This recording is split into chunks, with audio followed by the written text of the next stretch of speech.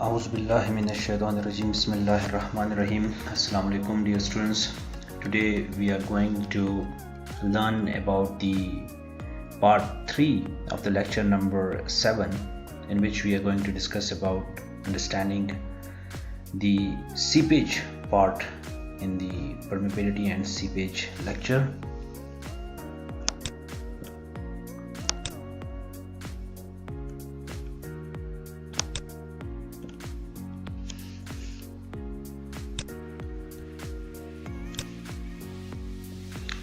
Now, we have been discussing the Darcy's law to compute the seepage of water through soil. This is great for problems with simple geometry and boundary conditions. For example, in which here we studied in constant head permeability test, or even if we take the falling or variable head permeability test. So we are dealing with simple geometry, and we are discussing the flow of water only in one direction.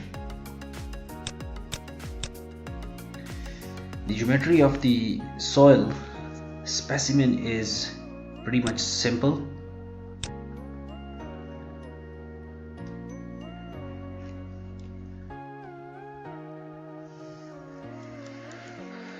But in the real world, the problems are not simple, and rarely do we know the distribution of head through a soil mass. Now, if we know the boundary conditions, for example, the water levels on the upstream and downstream of a dam, then we can use the law of conservation of mass. Basically, we need to find out that what goes in must come out with a differential equation to find the head distribution through the soil. So we will be deriving a differential equation to find out the head distribution through the soil. Now, what is seepage? The flow of water through soils is called seepage. It is a phenomena, while permeability is property of soil. Now, we discussed in our previous lectures that whenever there is difference in the water levels on the sides of the structure, such as seepage into a coffer, dam, or seepage through earth, dam, or embankment, so if there is a head difference, the water will flow. Now, that ability can be used to estimate the quantity of seepage and the seepage pressure acting on the structure. So here we are having a dam. This is the upstream side, and this is the downstream side. Now the flow will occur from the upstream side towards the downstream side. So permeability is helpful in estimating the flow from the upstream to the downstream side, and also we can find out the uplift force or the pressure which is exerted onto the bottom of the dam. Now, the soil permeability is the main parameter required in the calculation of seepage quantity. Now, we need to draw the flow nets. Now, what are the flow nets we are going to discuss in our coming slides? The groundwater flow is generally calculated by the use of graphs, which are known as flow nets. Now, the concept of flow net is based on the Laplace equation of continuity, which governs the steady flow condition for a given point in the soil mass. Now, to derive the Laplace differential equation of continuity, we need to consider a single row of sheet piles which are driven into a permeable soil layer as shown in the figure 1. Now these row of sheet piles are assumed to be impervious. Steady state flow of water from the upstream to the downstream side through the permeable layer is a two-dimensional flow. Now the flow for a point A, now this is the point A, we consider an elemental block here. This is the elemental block. The block has dimensions of dx, dz and dy, and if you want to zoom in onto this element, now we can see that the velocity into area, or the flow which is occurring in the horizontal direction or in the x direction, will be equal to the flow, this is the flow in, and basically velocity into area is equal to flow, that is the flow in to this element from the left side, and the flow out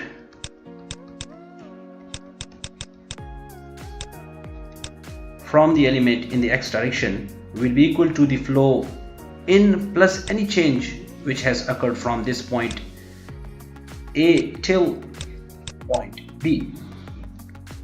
Now similarly, the velocity into area, or the flow in the vertical direction from this point, we can call that as C, and the flow,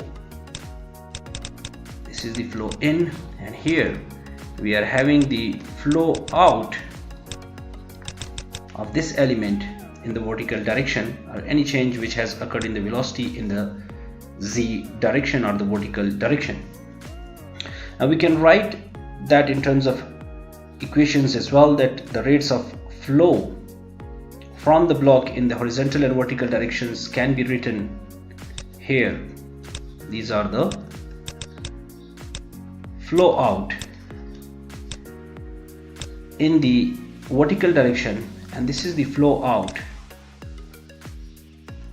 in the horizontal direction.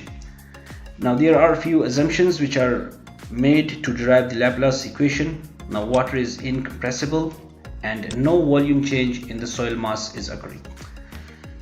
Total rate of inflow should be equal to the total rate of outflow. Now this is the flow out minus flow in should be equal to 0. And if we simplify this equation, we can write that in a simplified form, that any change or partial change in the velocity in the x direction with respect to the partial x or the horizontal direction, plus partial change in the velocity in the z direction with respect to the partial change in the z, is equal to 0. Now from Darcy's law, the discharge velocities can be expressed as velocity is equal to permeability into the hydraulic gradient. Now that we already know that we can write that as delta H divided by L. Now in this case we can write partial H divided by partial X. And similarly we can also write that for the vertical direction, that Z is equal to K sub Z into I Z. Now from the above equation we can write, if we put this Vz and Vx in the above equation, we will come up with this equation. Now if we make a bigger assumption that if the soil is isotropic with respect to the hydraulic conductivity, which means that Kx, or the permeability in the horizontal direction, is equal to the permeability in the vertical direction, then we will come up with the simplified equation, partial square H divided by partial X square plus partial square h divided by partial z square, that is equal to 0, and that is known as the Laplace equation.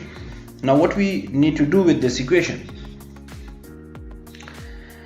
Now solution to the Laplace equation gives the hydraulic head as a function of x and z. That is z, this is x. Now at any particular point we are having x and z. Here we can call that as x1 z1 and x2 z2, and similarly we can also place another standpipe here as well, and that will be x3 and z3. Now if h is constant and we solve for the different values of x and z, we can obtain an equihydraulic or equipotential line. What does it mean? It means that if we place a standpipe here or here at a point A, point B or point C, the water level will raise to the same level in standpipe 1, 2 and 3. So these are the three levels in these standpipes or piezometers will be same. It means that there is a line, and if you place a piezometer at any point on this line, the water level will be the same. Now mathematically there is another function called the stream function that is always orthogonal to the head function, and if we solve for various values of x and z for a constant phi stream function, we obtain a streamline or a flow line, and the water particle will follow this path, and that line is known as flow line. And this line, which we discussed previously, this is the equipotential line. Now for two-dimensional flow, and if we determine the location of multiple head lines and multiple flow lines, then we would have developed a flow net. For example, if we are having a flow line here, flow line here and a flow line here,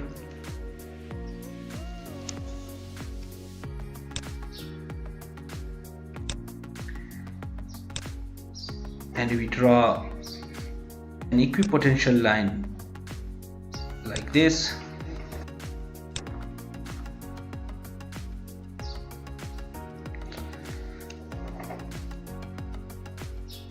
so if we draw multiple flow lines and multiple headlines, that is known as flow net. Engineers used to draw flow nets by hand, but now computers directly solve the Laplace equation using finite difference and finite element solutions quickly and more accurately. But we are giving you the basics, the fundamentals of how the flow lines and equipotentials can be drawn, and how we can calculate seepage, velocity, hydraulic gradients, and also the uplift pressures and forces using the flow nets. There are several assumptions which are made in deriving the Laplace equation for two-dimensional flow. For example, the flow is two-dimensional, the flow is steady and laminar, water and the soil are incompressible. Here we are making our big assumption, which is the soil mass is homogeneous and isotropic. The soil is fully saturated and the Darcy's law is valid. Now we need to consider two solution techniques for Laplace equation. One is the approximate method called flow net sketching, where we need to draw the flow net, and the other is the finite difference or finite element solutions. Now the flow net sketching technique is simple, flexible, and conveys a picture of the flow regime.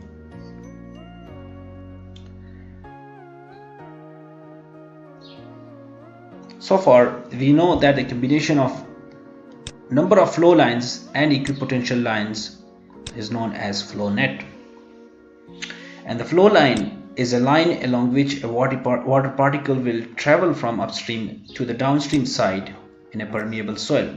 Also known as streamline, the flow lines intersect the equipotential lines at right angles. We are going to discuss different rules or criteria to draw the flow nets in our coming slides.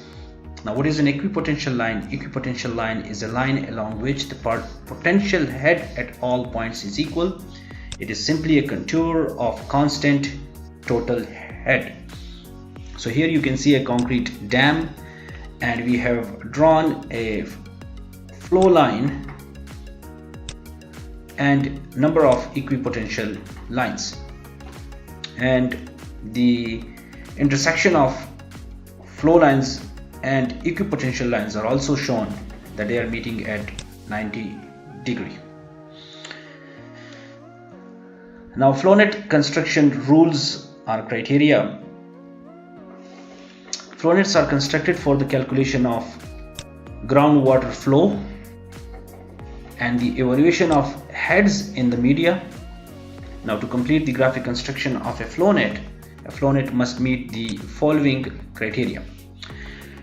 First, we need to establish the boundary conditions. The boundary conditions must be satisfied, which are given here in this figure as well. The upstream and downstream surfaces of the permeable layer, lines A, B, and D, are equipotential lines. For example, if we are taking the example of a sheet pile wall, this is the water level on the upstream side, this is the water level on the downstream side, and now we need to draw the flow net, but first you need to establish the boundary conditions. Now these are the flow lines.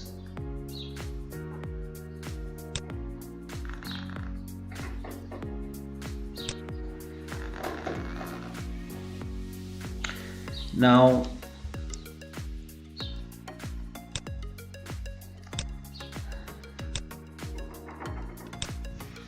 this AB and DE lines are potential lines, equipotential line. Here you can see that flow lines are meeting this FG line. The equipotential lines are meeting at 90 degree, so this will be a flow line. And similarly, ACD will also be a flow line, because all these equipotential lines are meeting at 90 degree. So these are the equipotential lines.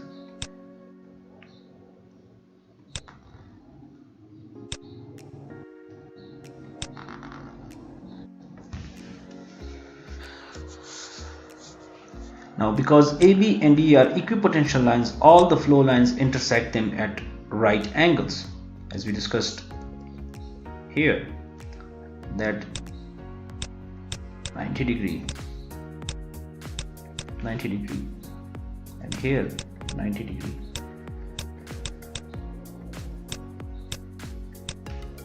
Same here.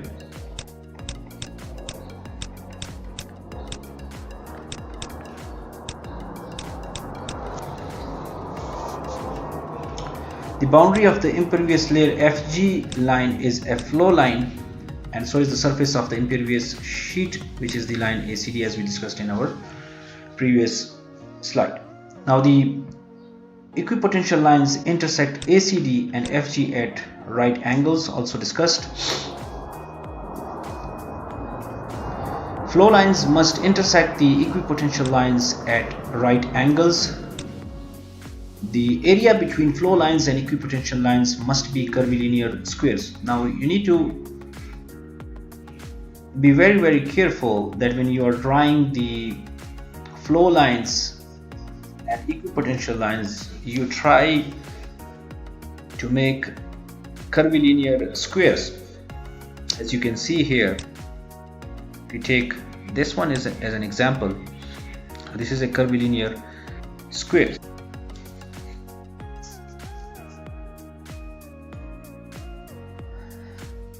The quantity of flow through each flow channel as constant, head loss between each consecutive equipotential line is constant, and the flow lines cannot intersect each other, and the equipotential lines cannot intersect each other.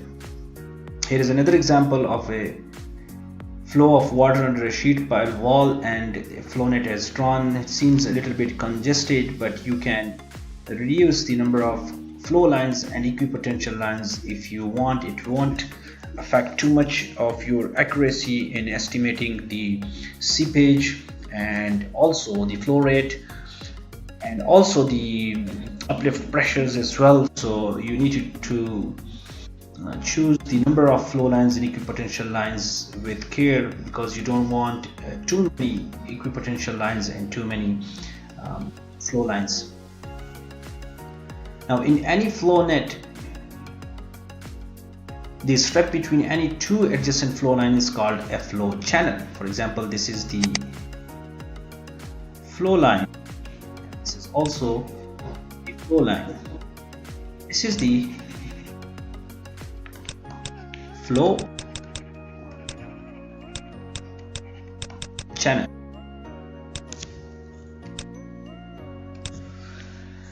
Because there is no flow across the flow line, thus the flow rate in the flow field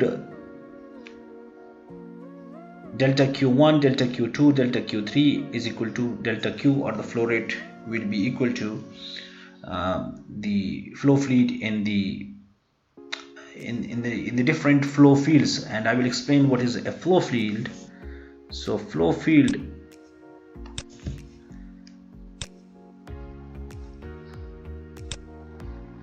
this is known as the flow fluid. This curvilinear square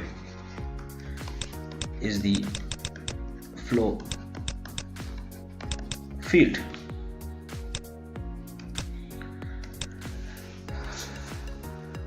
Now the drop in the piezometric level between any two adjacent equipotential lines is the same. This is called the potential drop. For example, the drop here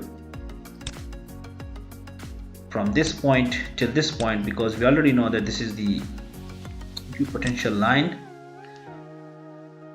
this will be delta H1. So any change in the drop from this point till point A to B and from B to C and D, this is the delta H2, this will be delta H3. So these will also be approximately constant.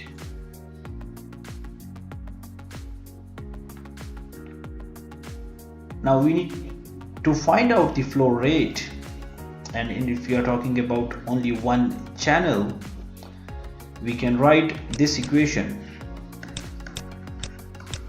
for one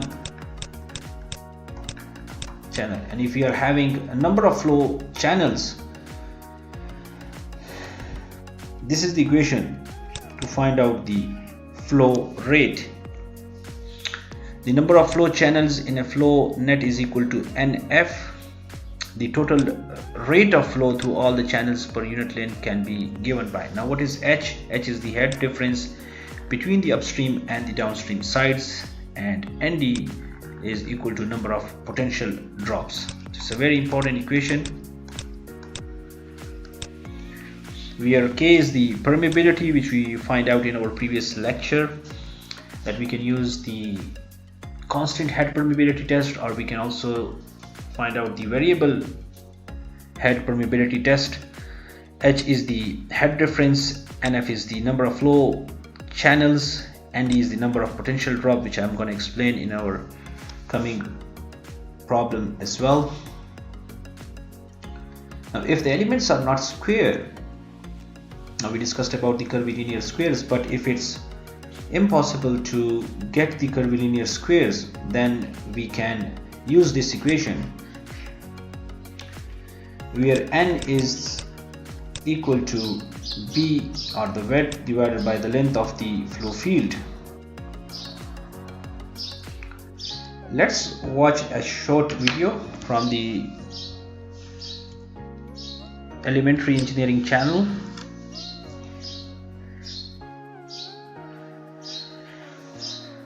to better understand further about the flow net. A soil mass is the huge collection of soil particles we call soil grains. These soil grains, when depositing in a soil mass, encloses empty space between them, which we call voids. The water available under the ground moves inside the soil through these voids from the region of high hydraulic head to the low hydraulic head. This phenomena of flow of water, movement of water through the soil, is called seepage. The hydraulic head is the amount of mechanical energy or liquid pressure available at any point in the water above datum.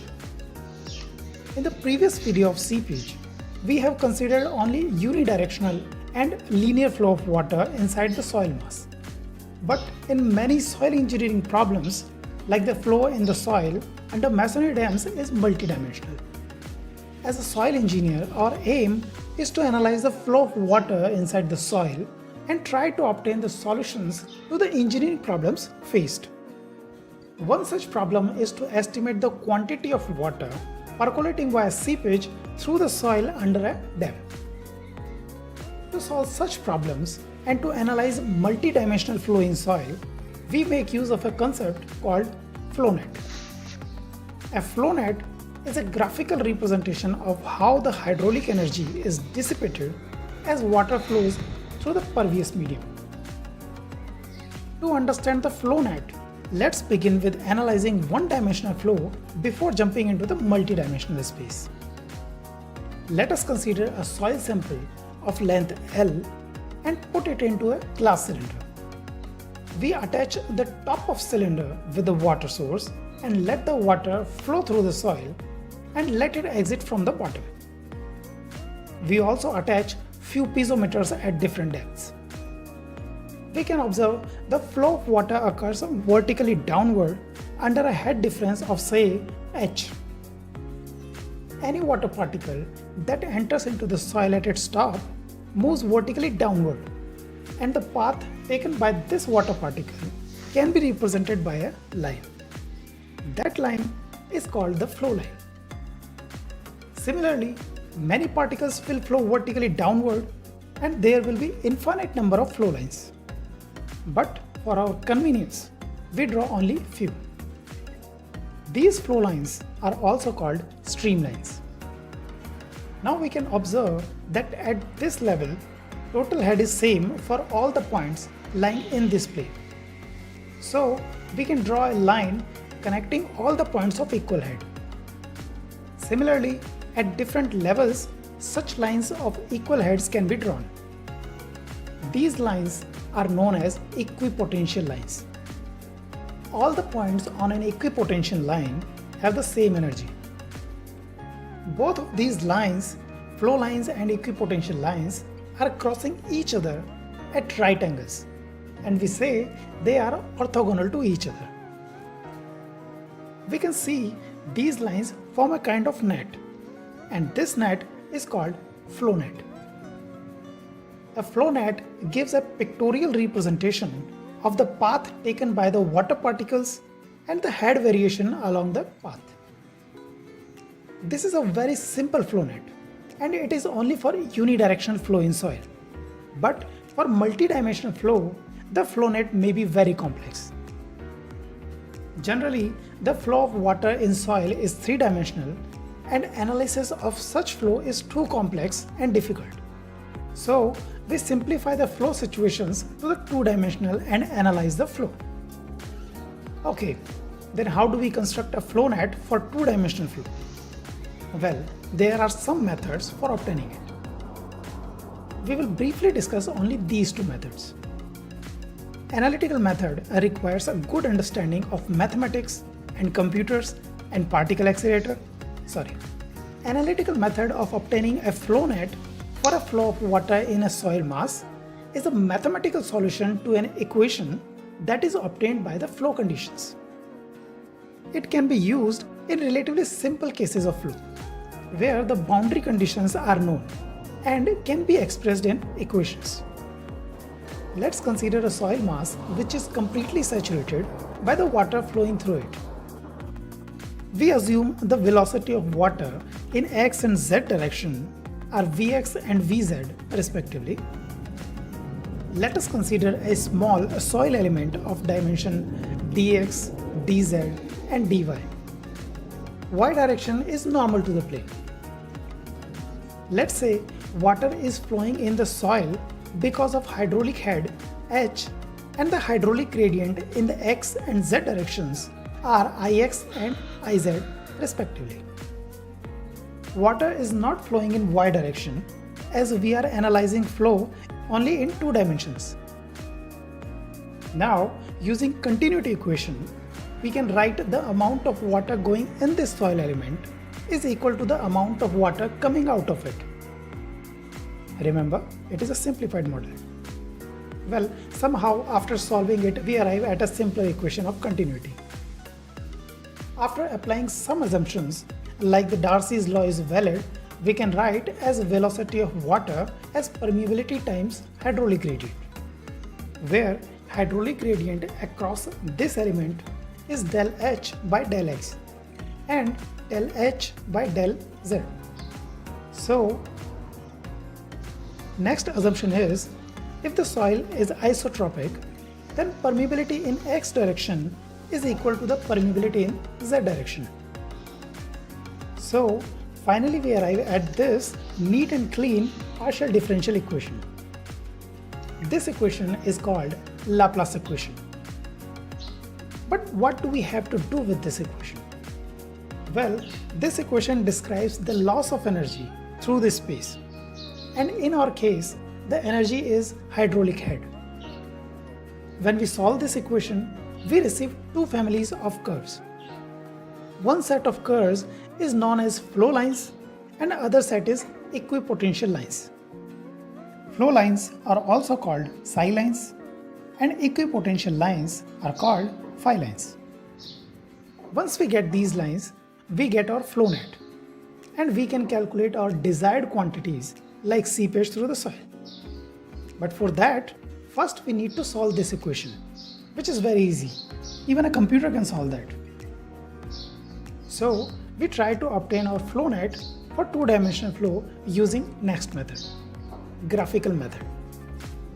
This is the most commonly used method of flow net construction because it is easy and it provides nearly accurate results. This method is one of the solutions of the Laplace equation. Let us understand this method by drawing a flow net for a hydraulic condition. This is a soil mass of some thickness and it lies upon an impermeable strata. A sheet pile is driven into the soil up to some depth. The sheet has water on its one side of depth capital D and on the other side of depth small d. We can see there is an imbalance of head on the different sides of the sheet pile. So water will flow from high head to low head. But water cannot pass through the sheet pile. So flow will take place through seepage via soil below. Let us consider a water molecule enters the soil at some point on the upstream surface, goes below the tip of the driven sheet, and ends up at some point on the downstream surface. The flow path assumed by the water molecule is the flow line. Similarly, many particles will leave the upstream and reach the downstream, forming different flow lines. Note that each flow line begins from the upstream surface, which is at pressure gamma W capital D, and travels through the soil, constantly losing its energy, and terminates at the downstream surface, which is at pressure gamma W small d. So, we can pick up certain points on the different flow lines where the total energy lost is equal. Or we can say points of same energy level. When we join such points together, the line so formed is an equipotential line. Similarly, different points of the same energy on different flow lines can be observed, and many such equipotential lines can be drawn. If we insert piezometers into the soil at different points along an equipotential line, we will notice water rises to the same elevation in all the piezometers. We can see we have received our flow net. The space between two adjacent flow lines is called the flow path or flow channel. And the area enclosed between the two adjacent flow lines and adjacent equipotential lines is called flow field. In a flow net, we can draw many possible flow lines and equipotential lines. But first, it is very inconvenient to draw too many of these lines. And second, drawing too many lines does not increase the accuracy of calculations. So, only 4 or 5 flow channels are sufficient. To draw a meaningful graph, we need to keep in mind certain characteristics of the flow net. First, two flow lines can never cross each other because flow in soil voids is considered laminar. Similarly, no two equipotential lines can cross each other because if they cross at any point, then the total head at that point will be two values, which is not possible. Second characteristic of the flow net is that flow lines and equipotential lines are orthogonal to each other. That means they should intersect each other at right angles. Third, the ratio of the length and width of each flow field should be constant. Generally, we take this ratio as a unity for convenience. In other words, the flow net consists of approximate squares that are called elementary engineering. Elementary squares. In elementary squares, the average distances between opposite sides are equal. To construct a flow net, we also need to identify the boundary conditions present for the flow. Boundary conditions are the restrictions that limit the flow in a certain space or area. A flow net is unique for a given set of boundary conditions. If the geometry of the flow space changes, the boundary conditions will be changed and hence the flow net will be changed. Here, first boundary condition is the upstream surface from where the flow starts, and if you notice, it is the first equipotential line of our flow net, as at every point on this line the total head is same. Second boundary condition is similar, and that is the downstream surface. It is the last equipotential line of our flow net. The third boundary condition is this sheet pile. Water molecules cannot cross this sheet. It flows from this point vertically downward, and after crossing the sheet pile, it will vertically ascend. This line is also tracing the flow path of the molecule, so this boundary, if we name it ABC, is a flow line. Fourth boundary is the impermeable surface. Water molecules cannot cross it. This line is also a flow line, as the water will flow along this surface from this side to this side. While drawing a flow net, we also need to keep in mind that no flow line can intersect the impermeable boundary, as the impermeable boundary is itself a flow line. For the same reason, all equipotential lines must meet the impermeable boundaries at the right angles, because impermeable boundaries are flow lines and flow lines meet equipotential lines at right angle. These equipotential lines are drawn in a way that drop of head or loss of head between two adjacent equipotential lines is constant, which means if head at the first equipotential line is 15 meter and after the first equipotential line that head has dropped by 2 meter, so next drop in head should also be 2 meter, and so on. Also, the discharge between two adjacent flow channels is constant. Now that we have constructed the flow net, its graphical properties can be used to calculate the seepage through the soil. Let's say height of this flow field is small a and length is small b. We know from Darcy's law that discharge through flow field can be written as this. Here, K is the permeability of the soil, A is the area of cross-section through which the water is flowing, which is height of the flow field A multiplied by its width, say W. But it is generally taken as 1 meter. I is the hydraulic gradient, which is head loss over the length of the flow field B, say delta H. So, discharge through this flow field can be written as this. Now, delta H is the head loss through this flow field, or we can say drop of head or potential drop through this field is delta H. And let's say there are number of such drops, potential drops is ND. Then total potential drop or head loss through this whole flow channel is ND times delta H. Let's substitute this in equation to find the discharge through one flow channel. Note that this is one potential drop between two equipotential lines, and these are two potential drops between three equipotential lines. So we can see number of equipotential drops ND will be the number of equipotential lines minus 1. Again, this is the discharge through one flow channel, and if total number of flow channels in the flow net are NF, then total discharge can be written as NF times discharge through one flow field.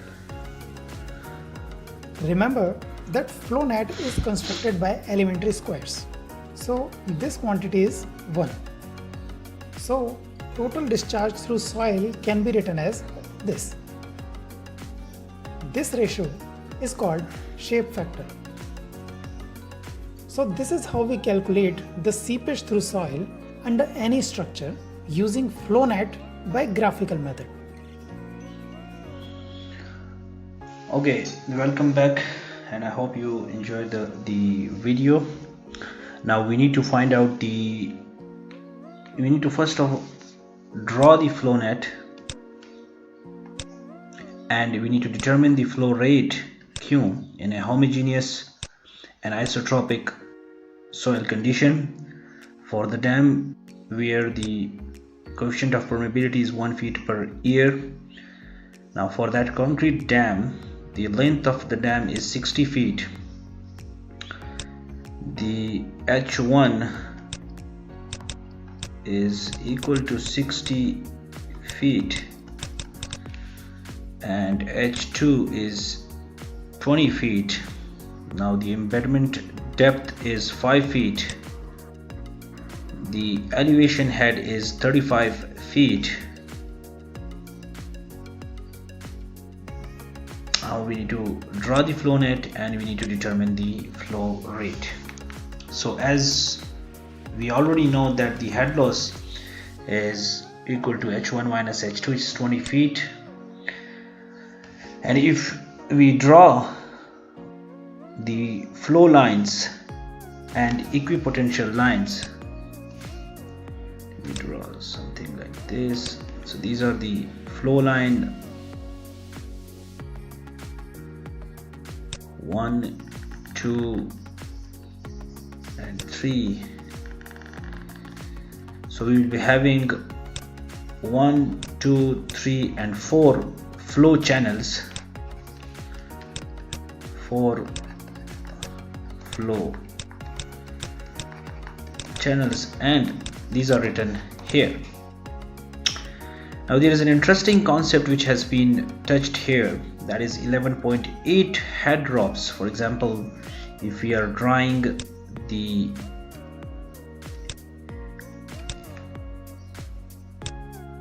equipotential lines, sorry,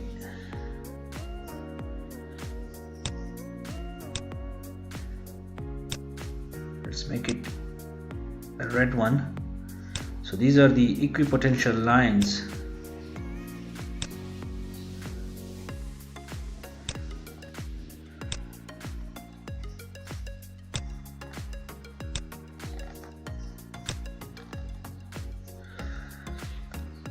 Basically, the drop which is occurring from this equipotential line, let's call it 0, 1, 2, 3, 4, 5, and from 5 till 6, they are saying that it's 80% of the potential drop which is occurring in our previous equipotential lines, from one equipotential line to another and from the another equipotential line to another. So that is 1, and the 80% of the drop is occurring because they are pretty much closer to each other.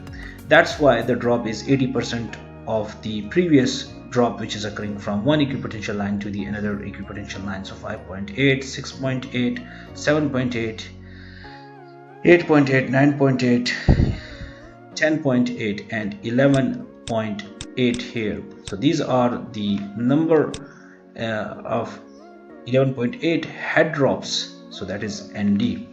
So if we plug in those values here, K is given 1 feet per year, that is K. This is the delta H, this is the ND, number of drops, and these are the number of flow channels. So we will find out the flow rate, which is 6.78 cubic feet per year per feet. Now in the same,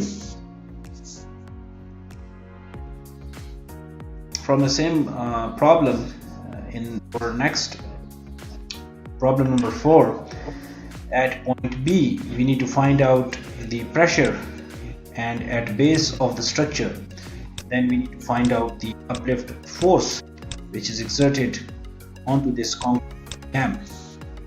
And in order to understand and solve this, we need to find out the head at particular point, which is the combination of pressure head and the elevation head. And we already discussed in our previous lecture that velocity head is very small, therefore, or the velocity is very small, therefore the velocity head will be very small. So pressure at any point x at the base of the structure under which seepage occurs is given by the total head, which is the hx. So we have modified a little bit this equation through the symbols, that pressure head and elevation head, and we have changed that u with the p deliberately, that at p, or the pressure at x divided by the unit weight of water plus z of x, that is the elevation head, and this is the pressure head. If you simply rearrange this equation, we can find out the pressure at point x is equal to gamma of water hx minus z of x, and that is z of x is the height of point x from the datum or the impervious layer. Hx is equal to the h at boundary minus head loss per drop into number of drops to point x, or delta h is equal to h, delta h or the head loss divided by the number of drops. So once we solve this problem, we will be able to understand how we are going to use these equations. So in this problem, we are requested to find out the pressure at this point, and then we need to find out the force, which is, or the uplift force, which will be acting onto the bottom of this concrete dam. Now we know this equation that the head at any particular point B or A or C or D. Now in this case we are asked to find out the pressure at point B. So we know that H at B, or head at B, is equal to pressure divided by the gamma of water plus ZB, which is the elevation head, and if we rearrange that equation we will come up with this one. Let me change this color. Okay, so the H at boundary is equal to this one, which is the head at point B is H at boundary minus head loss per drop into number of drops from boundary to point B. Now delta H is equal to, small delta H is equal to delta H, which is the 20 feet, the head difference between the upstream and downstream side, 60 minus 40, that is 20 feet, and number of drops we discussed, that it was 11.8, so the head loss per drop would be 1.69 feet per drop. Now HB is equal to H1, and that is 60 feet minus number of drops, delta H, that is 1.69, so 60 feet minus 4 drops till the point B. Now if we see here, once we draw the line, now the flow net here, so we can clearly see that 0, 1, 2, 3 and 4. So the number of drops till point B will be 4.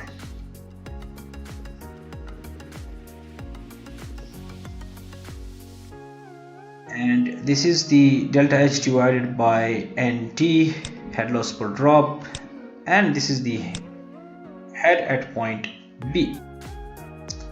Now we need to find out the pressure at point B, so we can simply plug in this value, this equation, where gamma of water is 62.4 pounds per cubic feet, HB is the 53.24, and 35 feet is the ZB, which is the elevation head.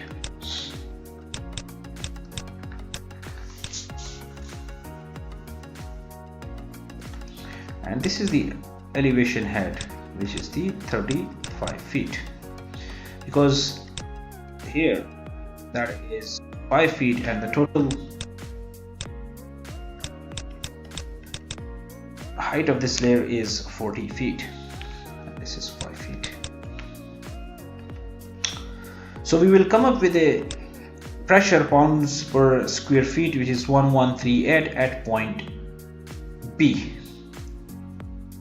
So we have drawn the flow net, this problem number 3, and now we have find out the pressure at this point, which is 1138 pounds per square feet. Now we need to find out the force, the uplift force. Now in order to find out the total force acting upward on the base of the structure, we can use Simpson or trapezoidal rule for the pressures at point A, B, C, D and E. And we already know that the length of this dam was 60 feet, so we can divide that in 15 feet sections.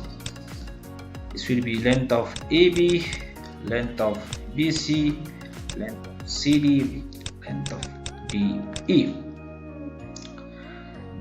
That was the pressure at point B, which we find out 1138 pound per square feet. Now if we integrate the pressures along the base of the dam, we can find out the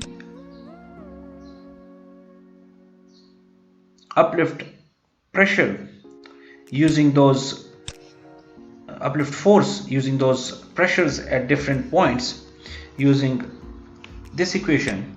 And if we rearrange and we further simplify and calculate the pressure at point B. Similarly, if we follow the same procedure for pressure at point A, pressure at point C, pressure at point D, and pressure at point E, we use this equation that PAD plus PB divided by 2 into length of AB plus PB plus EC divided by 2 into L length of this section LBC, and so on, and we calculate the uplift force, which will be 55,635 pound per square feet. So that would be the pressure which will be exerted, or we can say that would be 55,635 pound per feet force which will be exerting onto this bottom of this dam. Okay, that's it from our today's lecture, part number 3. Thank you. If you have any questions, you can write in the comment section below the video. I hope you are enjoying our lectures, videos. We have started lab test section or the playlist as well. Please kindly keep watching our videos, and please kindly subscribe to our YouTube channel, like and share our videos. See you in the next one. Bye bye. Assalamu alaikum and Allah Hafiz.